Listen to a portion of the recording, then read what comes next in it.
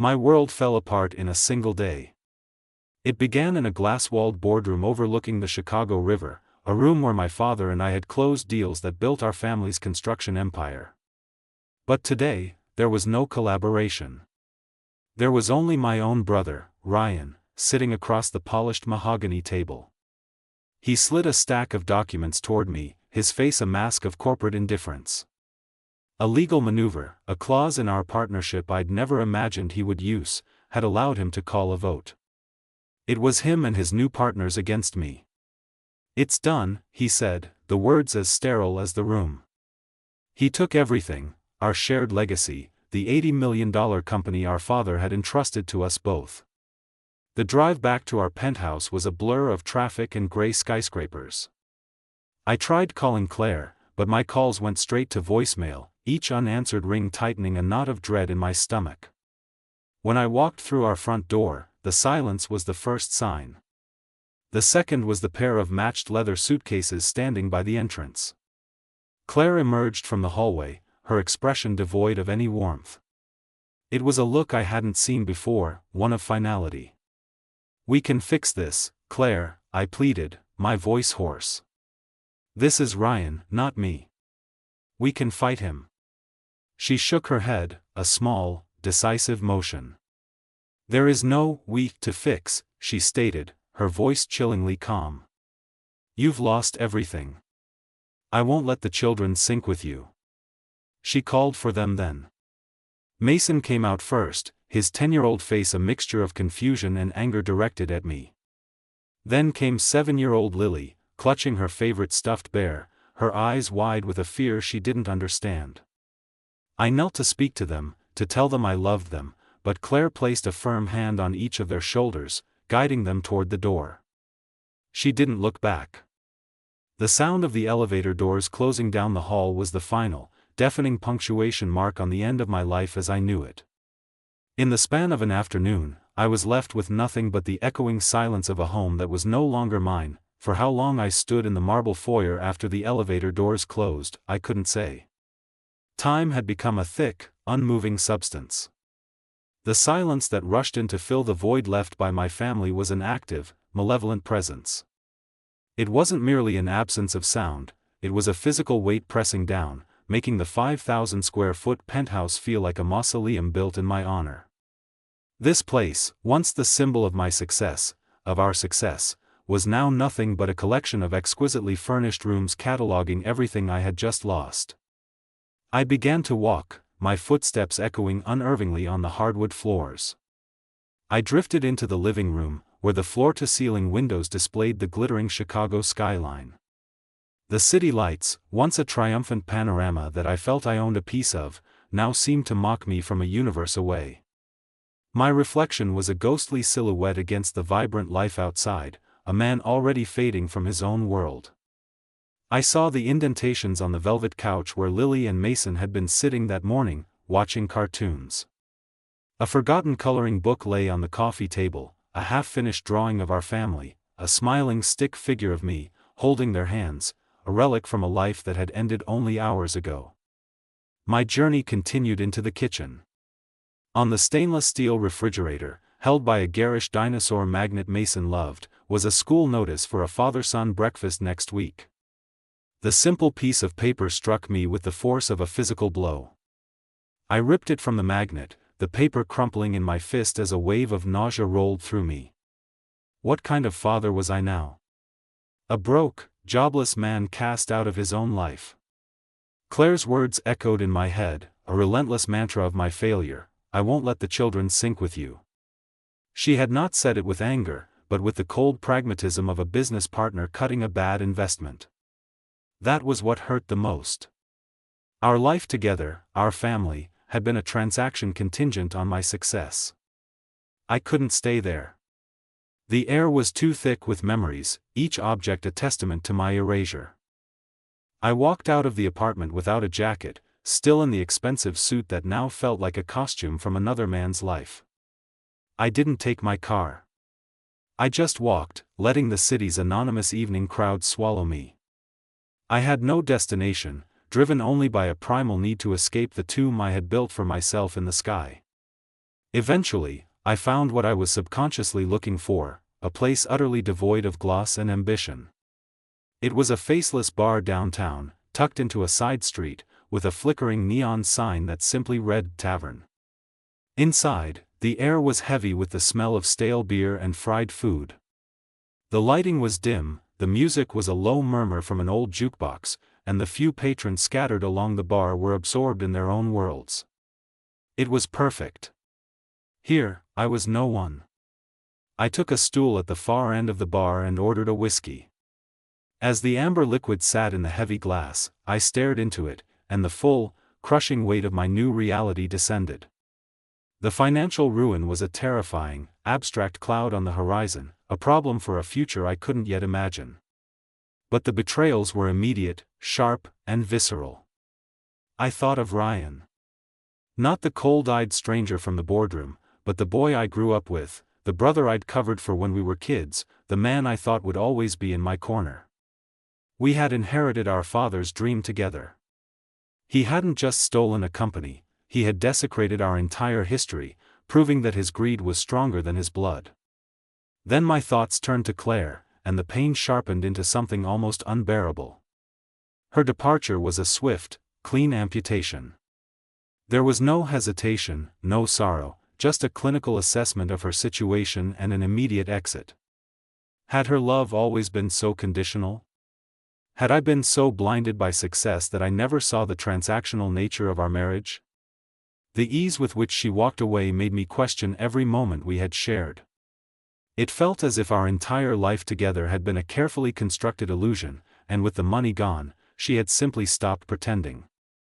I was being suffocated, not by the smoke-filled air of the bar, but by the dual poisons of my brother's treachery and my wife's abandonment. My name, my title, my role as husband and father, it had all been stripped away in a single day.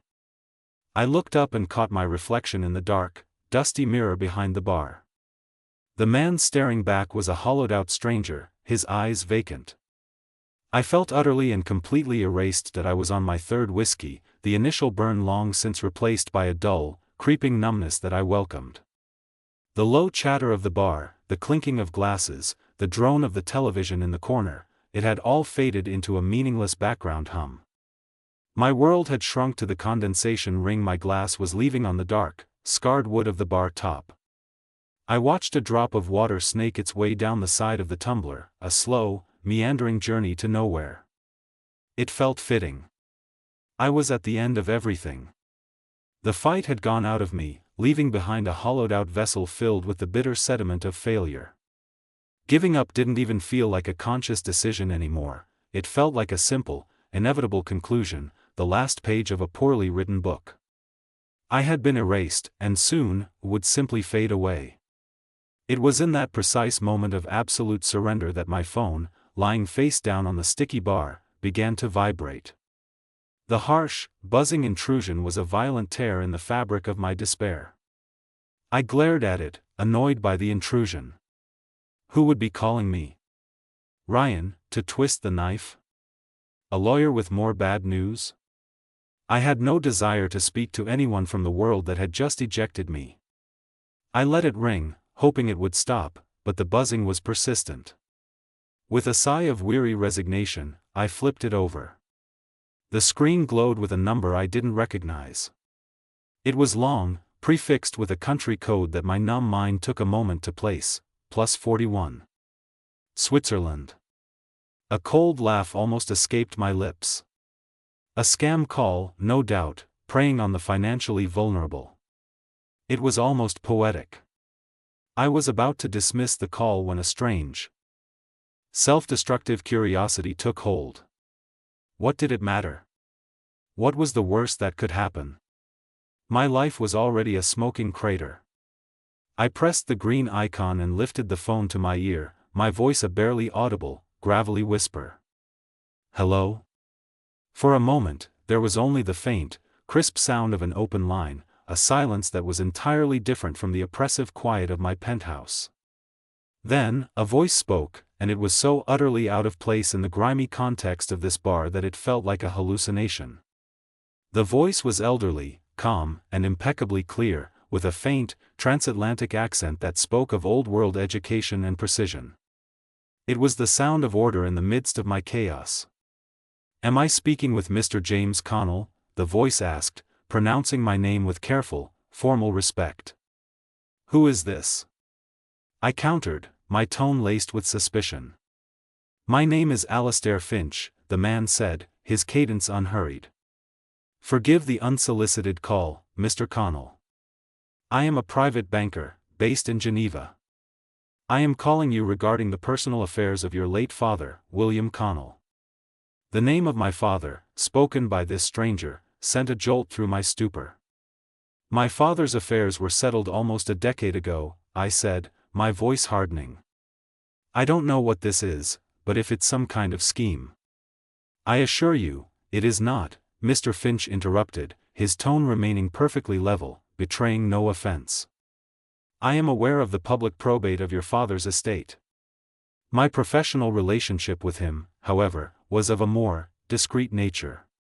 It existed entirely outside the purview of his domestic legal counsel." Disbelief and anger warred within me. "My father is dead. He kept no secrets from his family, certainly not financial ones. I think you have the wrong person."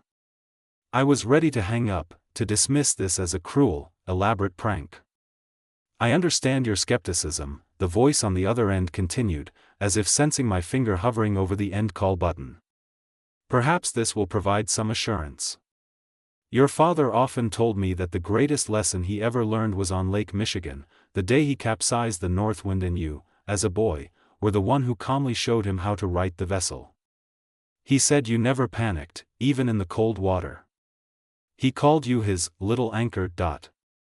The air left my lungs. The Northwind. No one knew that name. It was a small sailboat my father had owned for a single summer before I was 10, a boat he sold after that very incident, embarrassed that his young son had been calmer under pressure than he was. He had never told another soul that story, not even my mother. And the nickname. My little anchor. I hadn't heard those words in 30 years. My hand holding the phone began to tremble. "How do you know that?" I whispered, my voice cracking. "Your father and I spoke of many things over the years, Mr. Connell," Alastair Finch replied gently. "Family was often chief among them. He entrusted me not only with certain assets, but with a final responsibility, should a particular set of circumstances ever arise. I believe those circumstances have now been met." The name of that little boat, a memory I hadn't summoned in decades, was an undeniable key. It unlocked a part of my mind that had been seized by disbelief, and in its place, a frantic, desperate hope began to bloom. Alastair Finch was real. His connection to my father was real. And the particular set of circumstances he mentioned, what else could they be but my current, catastrophic ruin? I leaned forward on the bar, turning my back to the room to create a makeshift cone of silence. The grimy tavern, with its sticky floor and droning television, faded into a distant hum. My entire universe was now this disembodied voice on the phone, a voice that held the tantalizing promise of a lifeline. "The assets," I said, my voice low and urgent, trying to keep the tremor of desperation out of it. "You mentioned assets, and a final responsibility. What did my father leave?" I was bracing for numbers, for the mention of a hidden account or a secret trust that could undo this nightmare. A few million, even a few 100,000. Would be enough. Enough to fight Ryan, enough to show Claire that I wasn't finished, enough to get my children back. My mind was already rebuilding my life, laying the foundation with my dead father's secret money. There was a pause on the line, a beat of thoughtful silence. When Mr. Finch spoke again, his tone was gentle, carefully managing my expectations. "The arrangements your father made are significant, Mr. Connell, but he was most explicit that I should not begin our discussion with finances. He believed that to do so would be to repeat the very mistake he spent his final years regretting." The words were a splash of cold water. I leaned back, confused. Mistake? My father built an empire. He was the most successful man I've ever known. By all public metrics, yes, Mr. Finch agreed. And he was proud of the company he built. But that is not what occupied his thoughts in his later years. What I am about to tell you was the true purpose of this call, the core of the instructions he left me. Your father's greatest regret, the one he spoke of most often, was not a failed business deal or a missed opportunity in the market. Another pause, this one heavier, more deliberate. I could hear the faint, clear sound of him taking a breath thousands of miles away in Geneva. His deepest regret, Mr. Finch continued, his voice imbued with a quiet solemnity, was the silence he had allowed to grow between himself and his family. He described it as a fortune he had squandered, one far more valuable than anything he could ever build with steel and concrete. The statement hung in the air between us. It was so contrary to everything I thought I knew about my father, the titan of industry, the man who communicated through action, provision, and success. I remembered him as a presence in our home, but a distant one. A figure behind a newspaper at the breakfast table, a tired man in a suit returning home long after I should have been in bed. We rarely had long conversations about anything other than my grades or, later, my role in the company. His love was assumed, a structural certainty like the foundation of one of his buildings, but the day-to-day expression of it was often absent. He felt he had taught you and your brother how to read a blueprint, how to negotiate a contract, how to build a legacy of wealth, Mr. Finch elaborated, his words tracing the painful contours of a truth I was only just beginning to recognize. But he feared he had failed to teach you how to speak to one another, how to navigate the complexities of family beyond the structure of a boardroom. He saw the silence he had modeled becoming his true inheritance, an emotional distance passed down from one generation to the next. He saw himself in the man you were becoming, successful, driven, and increasingly absent even when you were in the room. Every word was a perfectly aimed blow, striking at a deep, unexamined guilt I carried. The missed parent-teacher conferences for Lily, the hockey games of Masons I'd skipped for a critical meeting, the evenings I'd spent at the dinner table answering emails on my phone while Claire tried to talk to me. I had called it ambition. My father, through this spectral messenger, was calling it silence. Mr. Connell, Alastair Finch's voice became softer still, drawing me in for the final, crucial message. Your father anticipated that you might one day face a crisis, a moment where everything you'd built might be shaken. He instructed me to find you in that moment, not to offer a simple financial solution, but to deliver a final piece of advice from him to you. His last words to me on the matter were a charge he asked me to pass on to his son. I held my breath, the noisy bar and my own shattered life forgotten. There was only my father's ghost, speaking to me across the years. He said to tell you this, the old banker concluded, his voice clear and unwavering. Don't let your greatest legacy be silence. I don't remember the conversation ending. I don't recall a goodbye from Mr. Finch or from myself.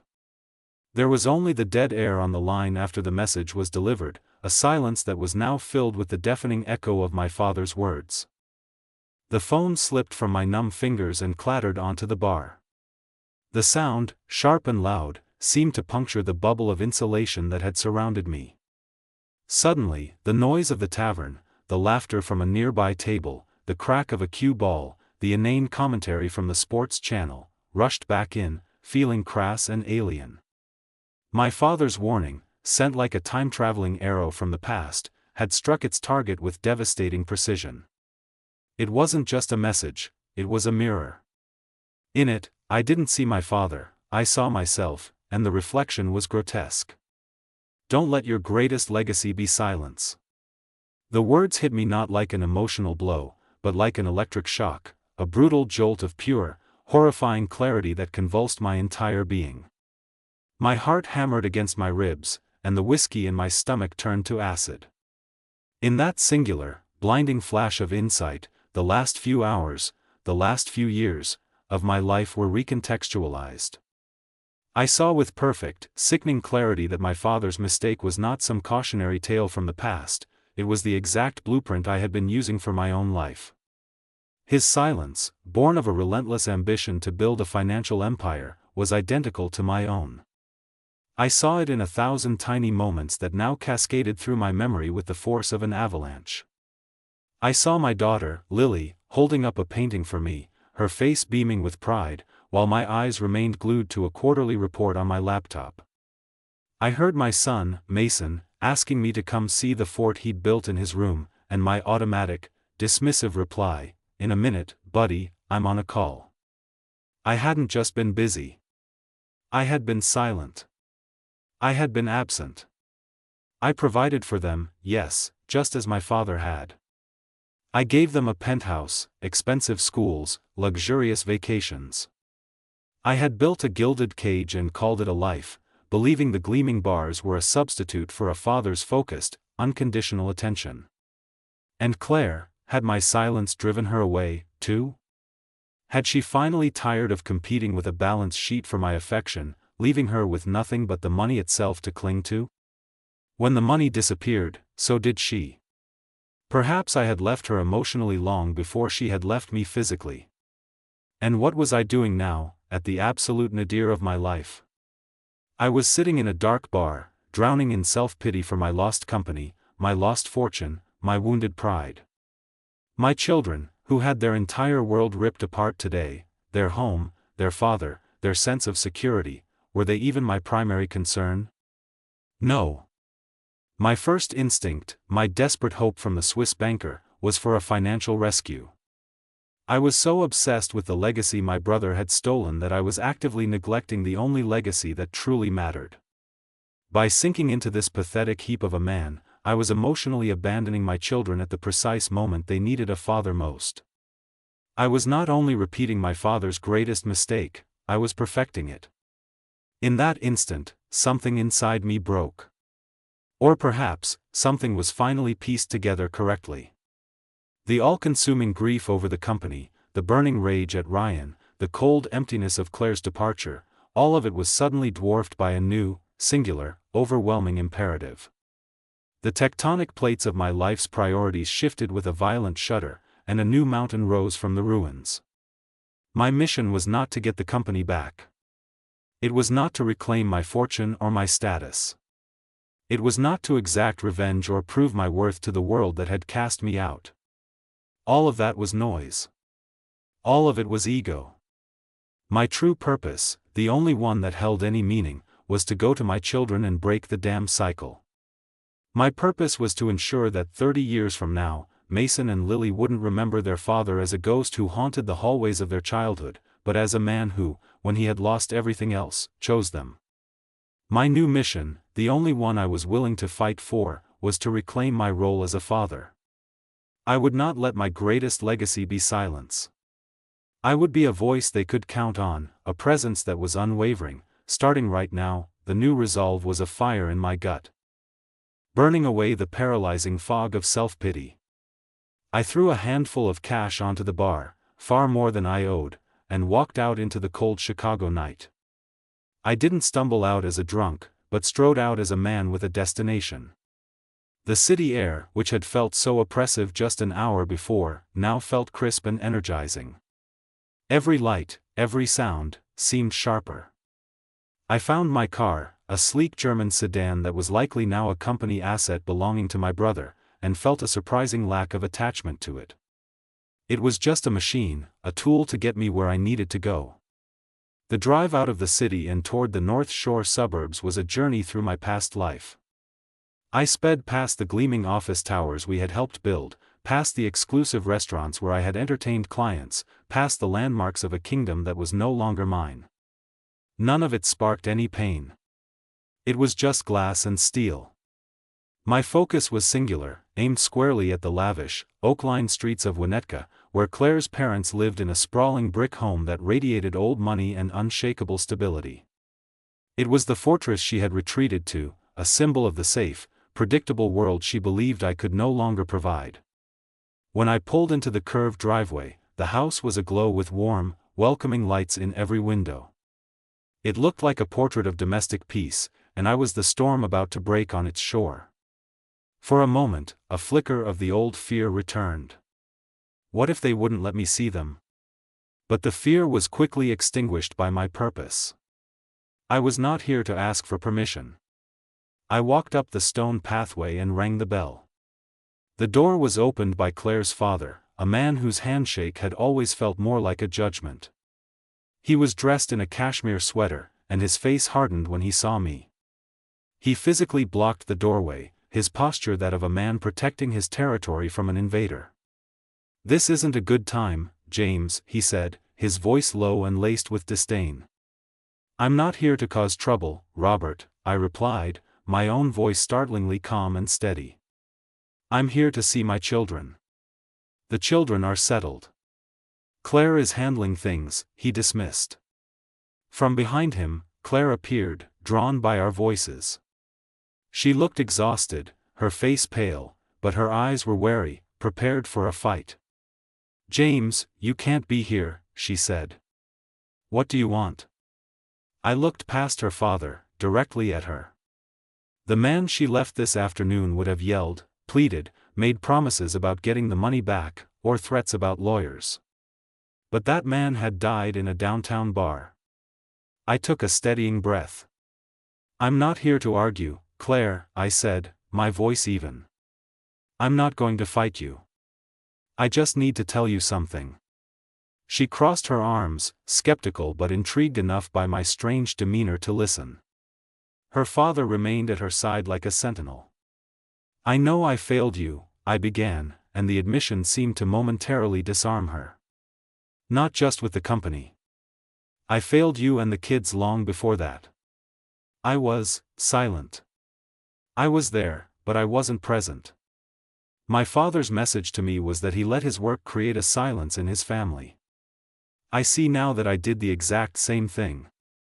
I paused, letting the words sink in. This wasn't a tactic, it was a confession. I can't promise you that I'll get the wealth back. I can't promise you this house or the life we had. It might all be gone for good. But I can make you one promise, and I swear I will never break it: I will always be there for Mason and Lily. Whatever happens, wherever I end up, I will be a constant presence in their lives. They will never have to wonder if their father is too busy for them again. That is the only legacy I care about now." Just as I finished, a small voice called out, "Daddy?" I looked past Claire, and there was Lily, standing at the top of the grand staircase, her stuffed bear clutched in her hand. A moment later, Mason appeared beside her. Before Claire or her father could react, they were thundering down the stairs. They didn't stop or hesitate. They launched themselves at me, and I dropped to my knees on the welcome mat, wrapping my arms around them as their small bodies collided with mine. Lily buried her face in my neck, sobbing quietly, while Mason just held on tight, his knuckles white where he gripped the fabric of my suit jacket. I held them close, breathing in the scent of them, feeling the profound, grounding weight of their trust. This was real. This was the only thing that had ever been real. After a long moment, I looked up at Claire over my children's heads. The pity in her eyes, the cold disappointment, it was gone. In its place, for the first time in what felt like a lifetime, was a flicker of something entirely new. It was not love, and it was not forgiveness, but it was respect. And in that moment, it felt more valuable than all the money in the world. That night at Claire's parents' home was not a magic wand that fixed everything. It was simply a beginning. I moved out of the penthouse and into a small, two-bedroom apartment in a neighborhood with more trees than skyscrapers. Starting my life from scratch was a brutal, humbling education. My days were no longer spent in boardrooms, they were spent on dusty construction sites, taking on small contracting projects that the old me would have deemed insignificant. I renovated kitchens, finished basements, and repaired decks. The work was physical, leaving my hands calloused and my body tired, but my mind had never been clearer. The true change was measured in moments with my children. My small apartment became their second home, a place not of luxury, but of presence. We assembled model airplanes on the living room floor, a project I'd once been too busy for. We had pancake breakfasts on Saturday mornings where the only thing I read was the back of a cereal box with Lily. I never missed another hockey game or school play. I learned that being a father had very little to do with the size of the house they lived in and everything to do with the space you occupied in their lives. My relationship with Claire found a new, quiet rhythm, built on a shared, respectful focus on our children. The anger was gone, replaced by a functional peace. About a year after my life had imploded, my phone rang with an international number. Alastair Finch's calm voice was a familiar comfort. "I have been following your progress, Mr. Connell, as per your father's instructions," he said. "He stipulated that I wait until you had established a new foundation for yourself, one built on your own terms." He went on to inform me that my father had left me a trust fund. It wasn't the vast fortune I might have once dreamed of, it wasn't enough to challenge Ryan or buy back my old life. But it was a significant sum, enough to start a modest construction business of my own, to provide stability, to build something new. As I listened to the details, a profound understanding washed over me. I felt a surge of gratitude, but it wasn't for the money. It was for my father's wisdom. He hadn't left me a simple inheritance, he had orchestrated a rescue. He knew that giving me the money on that first night in the bar would have been a curse. I would have used it to fight for the wrong things, for the company, for pride, for a life that was already hollow. By withholding it, he forced me to find a different kind of strength. The phone call in the bar, the story of the boat, the warning about silence, that was the real inheritance. The money was just a tool for the new man I had become. My worth was never in the $80 million my brother took. It was in the choice I made on the floor of that dive bar, the decision to break a generational cycle and become the father my children could count on. That was the foundation I had built this past year, and it was more solid than any skyscraper I could ever construct.